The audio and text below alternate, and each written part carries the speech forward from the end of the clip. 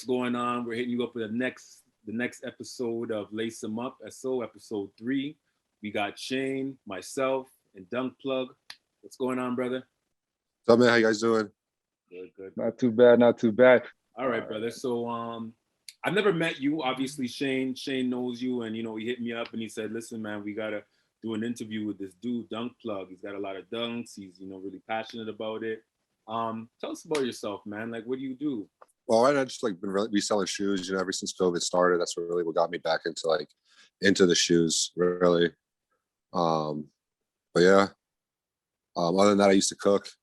But yeah, man, just the COVID has really got me back into selling shoes. And I noticed here in Hamilton that a lot of people don't, they don't really rock the dunks. Nah, yeah, especially here in Canada, mostly in Canada. I feel, I feel there's certain people out there. I'm not hating against everyone, but for the most part, nah, it's true. I feel like dunks only made a comeback just this year, but no, yeah, 2020 just made a comeback, right? And now everybody's on it. The resale's crazy.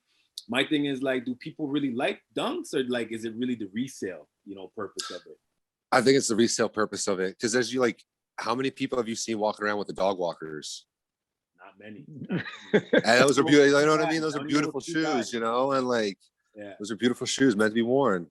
I get certain ones, maybe, the Parises, you know what I mean? I wouldn't maybe rock those. Yeah. But I mean, I don't know, man. They're shoes, they're meant to be worn.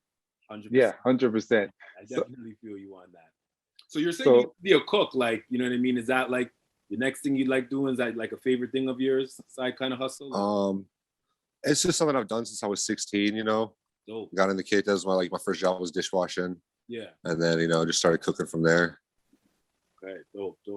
No, that's what's up, man. I think the first time that we met, we were doing a little bit of promo for CEOs, right? Yeah. And we had spoke a little bit, and you were telling me that you were, if I'm not mistaken, were you in the US or were you just outside of Canada? No, I was in Virginia. I was in the States, Virginia Beach. Right. And how was the population down there in terms of sneakerheads or dunks per se? So I grew up in a surf town. So it was you wore Vans or flip-flops. Right. And then it wasn't until high school, a good friend of mine, his buddy came back from military school and he had all the dunks. And that's what kind of opened my eyes, because he was showing me the Supreme highs, the Supreme lows. Yeah, and I was just what? And all the hems, man, it was crazy. He was just and then yeah. That's also really got me introduced to vape as well.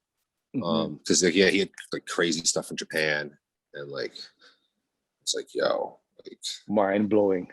Yeah, mind blowing, because you didn't see that at school. It was either kids either wore athletic shoes or the kids were surfers skate, so it was just Vans. Or back in the day, it was Osiris and the big pillow shoes. Yeah, the bigger the shoe you had, I feel the cooler you were in elementary and middle school. Right. I agree. That's I like that. So you're saying, that's what kind of got you into the whole dunk world of that. What's the first dunk that you caught? It was actually the Aqua Fuel mids. Okay. There's a nice teal blue and black. Yeah, I used to love the straps too back in the day as well. I still do. But it's it's hit or miss. Yeah, of course. With the fit as well. Yeah, because you always got to go with the fit, right? So I'm gonna ask. I ask all my interviewees. So what do you do first? Is it the shoes to match the fit, or is it fit to match the shoes? What do you start with first? What determines your outfit? Bro, for me, I people looking in, they probably think I'm insane, because some mornings I'm oh man, I want to walk this shoe, and then I get all dressed up, get everything ready to go, and then I'm but I kind of want to rock that shirt. And then that shoe gets put back in the drawer, you know what I mean? And then I'm sitting there scratching my head. And then sometimes I'll go through 3 different fits and then go back to the original first one. I'm just keep it simple. Keep it what the gut choice. I think we all do that. I think that's fair. Yeah. We all do that. 100%, man. You got a lot of shoes, right? I used to have more before I moved from the States. But I'm starting to get back up there. Okay. So what's your true to size right now in dunks? So it's 10 and a half. 10 and a half on the newer boxes, you know, for the lows and highs as well.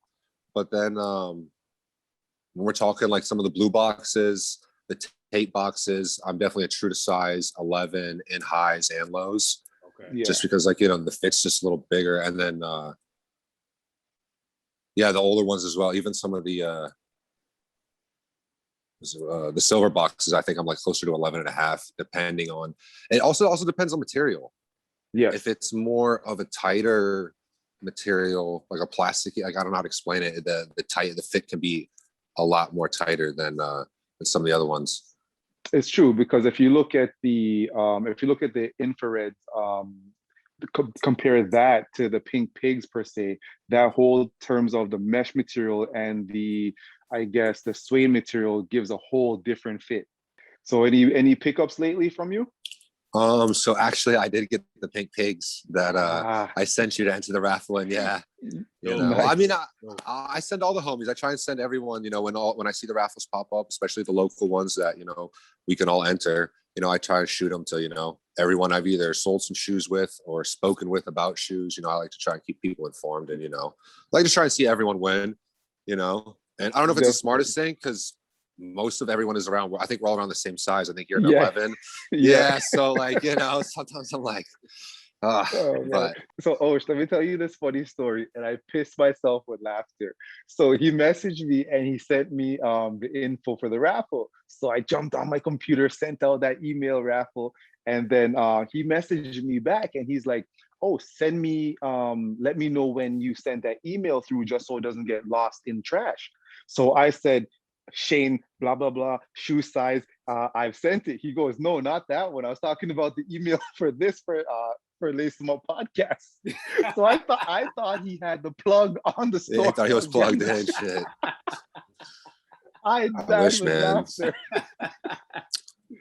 No, because I told you that one day for the UNCs, me and my buddy literally camped out at like 1 a.m. for the UNCs, and then we were told at 10 a.m. like, we're not releasing them today. And I think they still to this day at Champs still haven't released them. Yeah, in Hamilton. Yeah, they're still sitting. They're still sitting. Champs right now is just doing this whole thing where they're trying to come with an app and a website for the Canadian side, and that app is pretty much just gonna have all the, you know, raffles and releases on the app, which I think kind of screws us over, because Champs is the last place you're able to kind of get that first come first serve type of basis. But I'm not really feeling the app. I'm not really feeling a lot of the raffles. I'm not sure if you know, but there's raffle bots. And when you have a raffle, I've heard of them. Yeah, they're crazy. You can enter up to 100 raffles or more with your raffle bot, right? Are you serious? Oh, yeah. So it's crazy, right? And everybody's raffling, right? Alone, I was at Eaton Center today, not Eaton Center, Nike. And the Raging Bulls are coming out Saturday. And dude was telling me Eaton Center already has 500 people that have joined for the raffle. And the raffle just literally opened up today. So I can only imagine how that's going to fill up. Like, you know what I mean? Oh, for sure. Friday or whatever the case may be. So it's hard. It's hard with these raffles.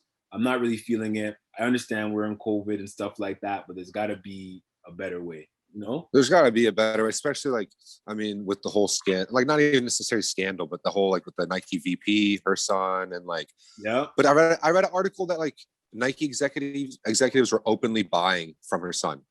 Yeah, they knew that he was reselling, you know, and we're still paying resale prices from him, and we're okay with it. Yeah. So I mean, like, you know what, reselling really, like, you know, gives Nike that hype. It keeps Nike going. I don't really think they care for the reselling. They just say they do to kind of shut us up or whatever. But at the end of the day, it creates the hype, right?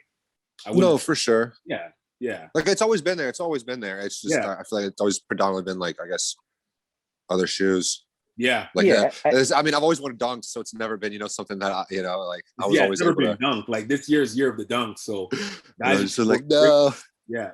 And we'll see what's next. Like, what was it? Last year was the year before that. Was it Air Maxes? Yeah. It was the Human Races the one year. Human Races. Yeah. Every every shoe has its time. We'll just see what's up next. You know what I mean? I believe up next is the Air Force One. I know we had a good friend mention it on his IG, but I have seen it trending back. I'm not an Air Force One guy, can't wear them, but I think that is a trend of what's I coming definitely agree. again. Air Force One is doing a lot. They're doing a lot, and they're like coming with new kind of styles and stuff like that. So I agree with you. I think so.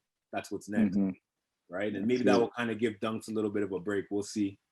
No, there ain't no break in Dunks, man. There's no break. I We've feel got like a year left. I don't know.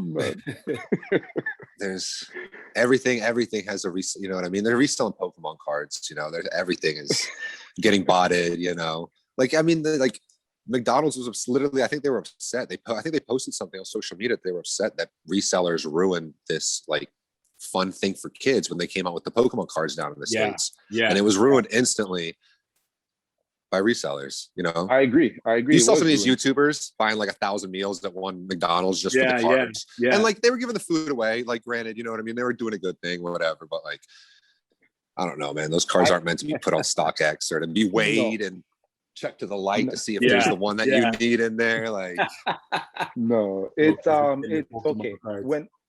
When we really look at reselling, it was always done from baseball tickets, ice hockey tickets outside being scalped. It was just done on a certain scale. Yeah. Now that we've injected sneakers, and we know as a culture, when it comes to urban culture, because I believe sneakers is urban culture. Forgive me if I'm wrong, but that's just my belief. No, I believe when it becomes urban culture, everything gets on a bigger, grander scale. So now, like you said, Pokemon cards and all that, it's disgusting to a certain degree because McDonald's is that fun place for kids where you go buy that Happy Meal and you get that toy. Yeah. You can collect those toys, cool. But now because the younger generation, they're collecting those toys, they now have the whole entire lineup. They're going to go put it online to sell. No, for sure. So that's what it is, man. It's crazy. Yeah. It just kills it for everybody, right? And I feel like everybody always hops on the same kind of trend. And when people hop on, when too many people are on a trend, it just really like kills it, right? It's just like right now it's been hard for the botters. Exactly. Sorry about that. So true. And a lot of botters haven't been hitting because there's so many botters. There's so many people buying bots. So botting is a thing too, where it's just like if you got the best bot or you're lucky today, you know what I mean, you hit. But it's not as easy as it used to be. And I hear a lot of people saying that, you know what I mean? Yeah, it's true. Let's touch a little bit on fashion. Big Kick Gang, I know you said, or not even said, I've seen you rocking Bape. Is Bape one of your favorite brands in terms of clothing right now? More so like relaxed streetwear. Yeah. If that makes sense. Yeah. My best friend actually got me into Stone Island recently. Yeah. And not just because, like, you know what I mean, Drake's rocking it or anything. I mean, like, that's cool or whatever, but it's more of like, I grew up in a military family and there's like a real big military aspect behind the Stone Island, like the clothes. Yes. Yeah. I noticed that. They use a lot of innovative technology. Yeah. With fabrics. Like I have a pair of like like heat reactive pants. It's just a lot of like cool top of like, not necessarily top of the line, but like, you know, I don't know how to say it, just new and improving. Yeah. Like just materials. Yeah. Yeah. I think the Stone Island line has blew up as well in terms of people reselling that now as well, right? It's been out there in the market. I personally like the brand. I never got a chance to really go in depth to see what the brand stands for or what it's about. The only thing that I want for them is to actually make their pants a little bit bigger. They're just too tight. They're too tight. Yeah, no, they're very and that's what I said. That's what I like. That's why I like them as more of like a, I feel like you could almost go to like, you gotta go to work in their clothes because they're a little more form fitting, you know, they're not necessarily baggy. Like, yeah, you know, they're cargos, but they fit, you know, they're tapered fit. Yeah. But yeah, I hear a lot of people saying that they're tight. I gotta try their clothes out. You know, I don't own anything from Stone Island, you know what I mean? I do like some of their stuff. And like you're saying, not just because of Drake, but I mean, I'm constantly seeing it in my email, right? Because you got places like Capsule and Normal. Yep. Nomad constantly, you know, promoting the brand. I definitely like highly recommend their jackets. Their jackets are like top of the line. Okay. I mean, then again, you know, you get a North Face, you get any of those brands, you get a top of the line jacket. But I mean, some of these jackets are like, if you get a tank shield, you're like, I mean, you're waterproof. You are not getting wet at all. That's dope. Okay, so the tank shield now, hopefully you know a little bit more about it. So is that normally, is it just considered a water jacket, or is it like something you wear in winter and it's a material that they put on it called tank shield? So I think it's just the type of jacket, because Okay. my buddy owns two of them, and one of them is just a waterproof tank shield, but the other one has a Dutch lined like a liner on the inside. Okay, dope. So it could be worn during colder times. I wouldn't say like a Canada winter per se. Mm-hmm. Maybe before and after, but like if it's snowing, like you want to definitely grab your puffer. For sure. Right. Okay, that's some good knowledge to know for all those who didn't know that. And then again, everything with Stone, like all their jackets, I love. Another thing I love about them is all the information is right inside the right or left. Usually, I think the left side. You open the left side and the description, and they have like it's waterproof, windproof. If they've used any crazy technology on there, laser printing or whatnot. Right. So that's a step. That's a step above. I know the price point. I was always like, yo, like, why is it so expensive? But even you just breaking that down, like, okay, now everything is hand dyed as well. Okay. Mm-hmm. Okay. Or machine hand dyed. So like everything is made in a certain factory, and then it all gets shipped back to Italy and is hand dyed, like one of one colors. Okay. We know that Italy has been that marketplace for fabric. You want that good fabric? That side. That's pretty dope, man. Let's jump back into a sneaker question for you. Is there a shoe right now that you're looking for, or a shoe that you found that you consider your grail? My all-time grail would be the Heinekens. And number one, I mean, Heineken is just the best beer. But also, I'm from the Netherlands. Most of my parents are from the Netherlands, so nice. I feel like, it just has cultural meaning, and it also is just a nice, clean shoe. The white and green, and then just the red star in the back.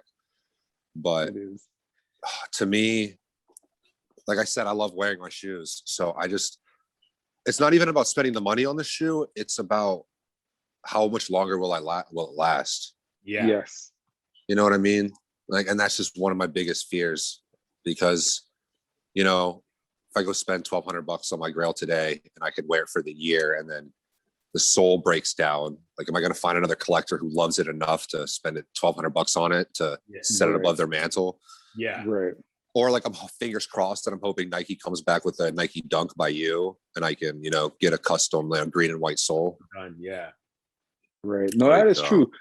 I found a pair of the Heineken in size 11, and the store wanted, I think, 2,800 for them, and I said, you know what, not a problem. Let me just sell two of my shoes first and then come back. Yeah. By the time I did that, they're gone. They're gone. They're. Those are kind of shoe hard to come by. I know NetMag. You're familiar with NetMag, right? Yes. NetMag always had a few, and he's always selling them. And then it became, that was before, like, you know what I mean, became big, and it was going for 2,800, 3,000. Yeah. But yeah, NetMag did have a pair. And then shout out to, is it Konoski? Am I saying it right? Konoski? Konoski's another. He's a sneaker. What's the name? He's a sneaker repairer. He does restorations. Oh, restorations, okay. Right, so he's pretty dope too as well, and I seen him put together some Heinekens and fix them up. So he's another guy, you know what I mean? So if you happen to find a beat up pair, he'll definitely kind of put them together and make them look nice for you, Oh, 100%. And I know it's 100% possible. Yeah. But I hear you paying $1,200 for something, and it's funny that you bring that up, because I talk about that all the time. Am I gonna pay $1,500 plus for a shoe that's going to break down and rip apart? And for me, it's like, it's like my Grail, right? But I mean, like, it's not it's not like I'm not that crazy of a beer drinker. I'm not like, you know what I mean? Like, I get it for the people who have like played ball their whole life, maybe even met Michael Jordan, and like want a pair of shoes he's worn or he's touched, or, you know what I mean? And they're completely broken down. Yeah. And they're just like, yo, I'm still paying you $3K for them because Yeah. they're just gonna sit in my room. Yeah. Yeah. You know what I mean? Just so I can say, like, I have, you know what I mean? Bragging rights or whatever, you know what I Yeah, mean? And I get that. I get that 100%. Yeah. Mm-hmm.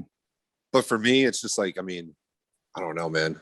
You want to wear your It's- stuff. You want to wear your Yeah, I want to be able to wear my stuff. I'm the 100%. same way. I'm the same way. I want to wear it. You know what I mean? A shoe like that doesn't really mean anything to me. Like, yeah, it's cool. I have it. But, you know, it's always nice to kind of like feel nice in your outfit and flex a little bit. You know what I mean? So, Yeah. And these Very days, true. there's the guys that like vintage the shoes for you. You know what I mean? You pay them a couple $100, you send them a brand new pair of ones. You know what I mean? They hit it with like a sander and that's like true. That's coffee true. dye the soles. That's And you know what I true. mean? Now you got like a, I've been liking that coffee dye that they've been putting on the soles. That's pretty dope. Yeah. it is cool. It is cool. But like, it already blows my mind because I'm like, yo, if you didn't hit that one for retail, Forget it. Forget it. Yeah, forget it. Forget it. Oh man, that's crazy. So speaking of that dyeing and making it vintage and stuff, I've been following a guy on Instagram. Let me know if you guys are familiar with him. Cran's Coffee Shop. Mm-mm. So yeah, check him out, man. We'll put the description down below. But he's been doing some awesome stuff, and I've seen recently, I think it was ASAP Rocky or something. He did a pair of shoes for him, and he's been spotted wearing it on street and stuff like that. So I'm like, yo, that's pretty dope, man. Right. Some dope stuff that's coming up in the year, this year, or I believe it's last year. Last year started, and it's been setting a trend. I mean, he's local Canadian. Yeah, he's local. Yeah, he's Dope, Canadian. dope, I think dope. I think he's up in your area. He's up in your dope. area. Nice. Cool. Yeah, Okay. man. Definitely. So like, All are there right, Big Kick Gang. big sneaker heads in terms of dunks out in Hamilton? I mean, my buddy, I think Port Dover Dunks or Dover Dunk Dealer. Okay. It's my buddy Nolan. He's got quite a few dunks. I think he's got the whole lobster collection, minus the yellow one, of course. Okay. Yeah.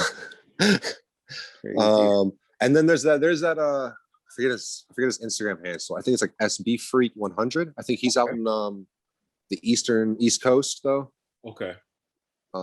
And he's got like a room full of dunks. I think he's got like damn near every pair.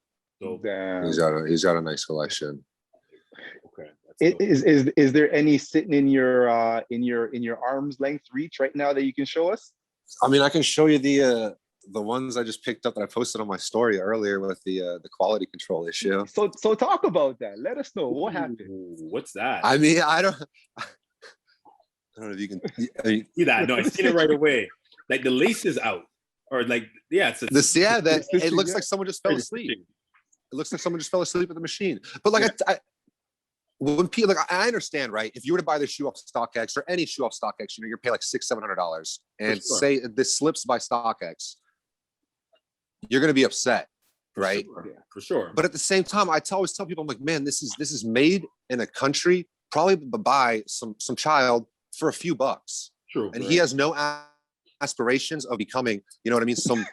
No, I'm serious though. I'm not like trying to be like inconsiderate or rude, or, like, but like, so you know, yeah, he's got a print, he's gonna follow it. But if he messes up one shoe, you know what I mean? Same with the quality control guy. If he's out there as well, I mean, you know what I mean? They're just trying to feed their family, which I understand, you know, because you've seen some of the breakdowns of how much Nike really pays for a shoe. Yeah. Right.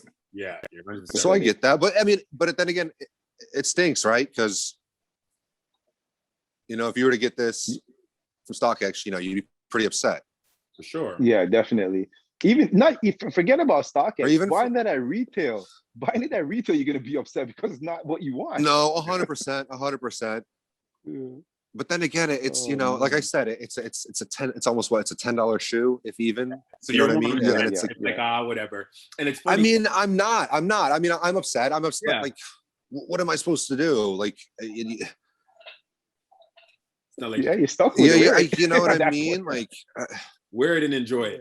That's yeah, it. no, that's the thing. It's just like, you know, wear it or someone's gonna Make get sure it you for a take your steal. pictures Like, on the other side, right?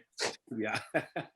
I mean, it is what it is. Like, I actually follow someone who's a sneaker savant. He's super big into grading sneakers, you know, and I actually believe that if you grade your sneakers, you should be able to charge StockX prices. Yeah. You know what I This mean? is If the you way go to- out and this is the way to look at if it. you know what I mean, like if you're coming to me to sell a pair of shoes and I'm like, look, man, like I get it. These are straight from, you know, you got these from sneakers. Yeah, you won these. But like, look at the glue stains all around the toe box. Like, you know, I've got clientele that want to pay top dollar for their shoes, but they're not going to want to pay, Yeah. you know, Yeah. like how many issues with the Travis ones, different different materials on toe boxes, you know. Yeah, there's a lot. Actually, when you speak about materials and quality control, this year alone, quality control on a lot of Jordans was no good. University ones, I heard a lot of guys complain about glue and stuff like that. So quality control was garbage on that. There's just a lot of shoes that I was like, yeah, they didn't do so good. So I mean, like, what are you supposed to do? Yeah. it's just one of those situations like, gosh, shit. You can just wear them. That's about it. Yeah, Yeah. I mean, yeah, they're meant to be worn, and that's about it. But yeah, So how many people are gonna say they're fake if you're trying to sell them just because they're looking at that? oh no, I got the receipt from they're from the skate shop Nine Tails out in Yeah. Calgary or whatever. So Okay, dope. Okay. yeah, no, I mean I have a couple personal pairs with quality control issues. You know, like the heels just completely just wonked out, and I mean, yeah. I don't like. I wear them, All right. and again, they're from the back. Show it again, and just for the viewers that are watching, how much are you trying to sell this pair? Maybe we can help you sell that right now. I was looking for like 240. Hey, there you go. We'll put that up in the description. 240. I'm open to offers though. There you go. I'm not greedy. Okay. That's actually a good price. I think that's fair. Yeah, and once again, it's going to somebody that's going to wear them, right? Yeah. No, I've actually sold a few pairs to people who like skate them, and I'm like, oh, like I think it's kind of crazy because, like, you know, the resale on these dunks are like getting up there. And again, I don't ever try to charge an arm and a leg for my shoes, but yeah, when somebody tells me, you know, they're about to spend $300, $350, $400 on a pair of shoes, I'm like, I mean, hey, you know, I'm more than glad to sell you a pair of shoes, but go ahead, take it. You know, take it. Yeah. Definitely. How about talking a little about the reselling game now? You're selling shoes that are like what, 8 out of 10, 9 out of 10, 10 out of 10 in terms of quality. How do you find the used stuff? How is that market? It's a lot of sourcing, it's a lot of searching, but I mean, it gets there. I mean, it's if you put the time in, you'll find stuff. Yeah. You know, between the apps, if you're lucky enough to have people in different countries, you know, that's key. That's major key. It is major key. But at the same time, the currencies can also backfire as well sometimes, but during the last year though, it really helped me out because all the dunks I was buying locally here, I was just flipping to the States because the currency was like, the US dollar was almost at $1.49, you know, so wow. You're making That's crazy. Yeah, man. Do you find the market's better? The market was probably better out there for selling dunks at the time, right? I think the market out there is better for selling any shoe, personally. I mean, it's just sheer population at the end of the day, you know? Yeah, that's what it comes down to. You got like, what, 39 people in all of Canada? And, you know, and then you got to break it down. And then it's like, how many people those are like serious sneakerheads? Yeah. How many, you know, willing to like, you know what I mean? Yeah. And then like out of that percentage, how many are into this type of shoe? And then like, you know, that size. And so, but I mean, don't get me wrong, there are people out there. Like you find them. But I find that a lot of people only want what's about to drop or what dropped last week, right? That's the downfall to it sometimes. Right? They want that. But I pose this question to both you guys. You may not answer it today. This may be even another episode. But the question is, yes, we're not that big as a population in terms of a sneaker culture in Canada, but yet there's always another store popping up. There's always another resale store popping up. I don't get it. How are you guys housing all these products without losing? That's a good question. No. It's something that I've been asking. I'm wondering if they more cater to the people that have money, right? Because you got your people that have money and they rather shop in stores. So it's like this, right? It's like you got your weed dealer, and then you got your dispensary. And some people rather go into the dispensary and spend money, and these dispensaries are clearly making money, than go to their dealer. I think that's how it works. It's just you have people that are like, you know what, I'd rather go into the store than go on Kijiji. But I'm interested to see how these stores do within 2, 3, 4 years from now, right? Right. Because every day there's a new one popping up. Yeah. I know it is funny you mentioned that because it's not like we have any of these super hype brands locally. Like we don't have a Supreme store in Toronto. We don't have a Bape. We don't have Bape Toronto. We don't. Right. We don't have Palace Toronto. So like these stores are already getting taxed unless they. I mean, I'm sure they have plugs like in these locations, but it's still like the even mailing stuff. That costs money. Yeah, it does. Yeah. So. Yeah, because I mean, I'm not personally me. I'm not walking into a boutique and buying Supreme or any shoes. You know what I mean? Just like the tax on it is already crazy enough. So I think it's just more for the people that have money, right? Or even like the international people or students that have money. I think a lot of it is for, I mean, that people like kind of, I don't want to say like in that Friday, Saturday mindset, but it's just like, get that check on Friday. Right. And it's like, boys, like we hit in the club tonight and it's like, oh, well, I got to hit, so-and-so spot to get the fit, to get some shoes and got to go spend this. I got to get rid of all this money in my hand right now. Yeah. Right. Yeah. I feel you on that. So like that. And I guess for the people who just want it now, who don't want to sit and wait for stuff in the mail. Yeah. I have a lot of those customers that just want it now. What do you got in stock? Like I need something by this weekend. You know what I mean? So rather not go online to get it. So you're right. I feel that. I'm going to ask a totally backwards question. We've gone so deep in this interview, but I got to hit you with the question. Why the name Dunk Plug? How did that come about for you? Honestly, like Instagram just needed a name for that. So I was just like, I've always kind of just been into dunks. So I was like, that's kind of what I want to sell. So do it, Dunk Plug. Like we'll just call it that. Yeah. The name fits, right? And I believe if you're going to pick a name, it has to let it represent you, let it be true. Yeah. I like that. Nice, man. That's what's up. Oh, you got anything left for this man? Man, did I already ask you about a upcoming release that you're anticipating? Are you anticipating like any dunk? Man, those Hawaiis, those 420 Hawaiis are pretty nice. Okay. Those are really cool. Like I think what is it, the skunks are supposed to, or the watermelon, or not the watermelon, the strawberry coughs are supposed to release. Okay. This year on one of my apps, it's like popping up that it's like supposedly releasing. You know what I mean? But they said it was supposed to release last year as well, and I don't know. So like, but the Hawaii dunks for sure.